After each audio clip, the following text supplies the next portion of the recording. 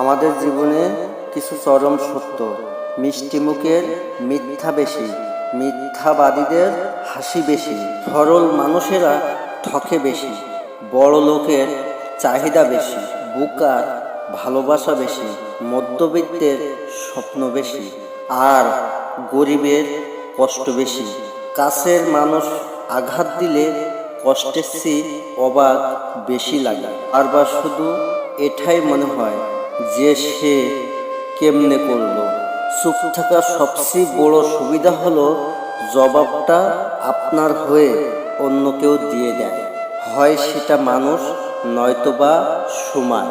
এই পৃথিবীতে সব থেকে বড় অপরাধী আর স্বার্থপর হলো নিজের মন, যে নিজের হয়ে অপরের জন্য কষ্ট পায়। অনুভূতি, ভালোবাসা, মায়া এসব যত কম প্রকাশ করবেন, আঘাত করার সুযোগ মানুষ ততই কম পাবে।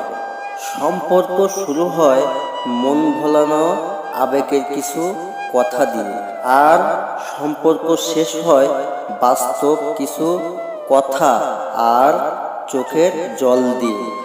কখনো কখনো সব সত্যিটা জানার পরেও চুপচাপ মিথ্যেটা শোনা দরকার। কিছু মানুষ কতটা নাটক করতে পারে সেটা জানার জন্য। পরিস্থিতি তোমাকে ধন্যবাদ, তুমি বুঝিয়ে দিয়েছো সব আপন মানুষগুলো আপন হয় না। যদি মায়া থাকে, বিড়াল মরলেও পাহাড় সমান কষ্ট লাগে। মায়া না থাকলে মানুষ মরলেও গায়ে লাগে না। পৃথিবীতে দুটো অনুভূতি কখনো লিখে প্রকাশ করা যায় না। এক, পাওয়ার আনন্দ, আর দুই, হারানোর বেদনা। অর্থ থাকলে পৃথিবীর সব মানুষেরা সাক্ষাৎকার নিতে চাইবে, আর অর্থ না থাকলে আপনজনেরাও পরিচয় দিতে লজ্জা পায়। যখন কষ্টটা সীমা ছাড়িয়ে যায়, তখন মানুষ কাঁদে না, বরং চুপ হয়ে যায়।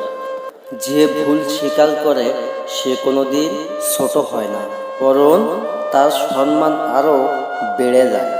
জীবনে সব থেকে বড় শিক্ষক হলো সময়, যা ক্ষণে ক্ষণে আমাদের শিক্ষা দিয়ে যায়। পৃথিবীর সবচেয়ে ভয়ঙ্কর প্রাণী হলো মানুষ। এরা নিজেদের স্বার্থে সবকিছু করতে পারে।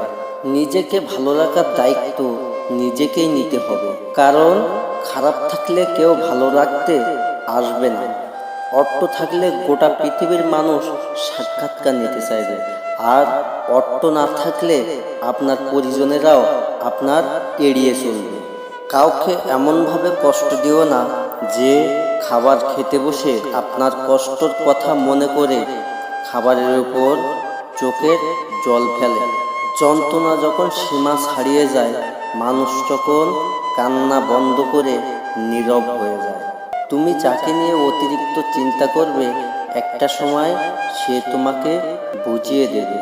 অতিরিক্ত চিন্তা করাটা তোমার সবথেকে বড় ভুল ছিল। সবসময় সঠিক পথে চলো, সম্মান না পেলেও মনে শান্তি পাবে। পুরুষের বিশ্বাসে আঘাত করলে নারী তুমি কখনো সুখী হতে পারবে না। মানিয়ে নিতে একটু কষ্ট হলেও নিজেকে পরিবর্তন করাটা খুবই দরকার। ছেলেদের আপন বলতে কেউ হয় না। পকেটে টাকা না থাকলেও নিজের পরিবারেরও দাম দেয় না। বাস্তবতা যেটা শিক্ষা দেয়, সেটা কোনো বইয়ের পাতায় লেখা থাকে না। এই শহরের দিন শেষে নিজের অভিমানের কাছে নিজে হেরে যেতে হয়।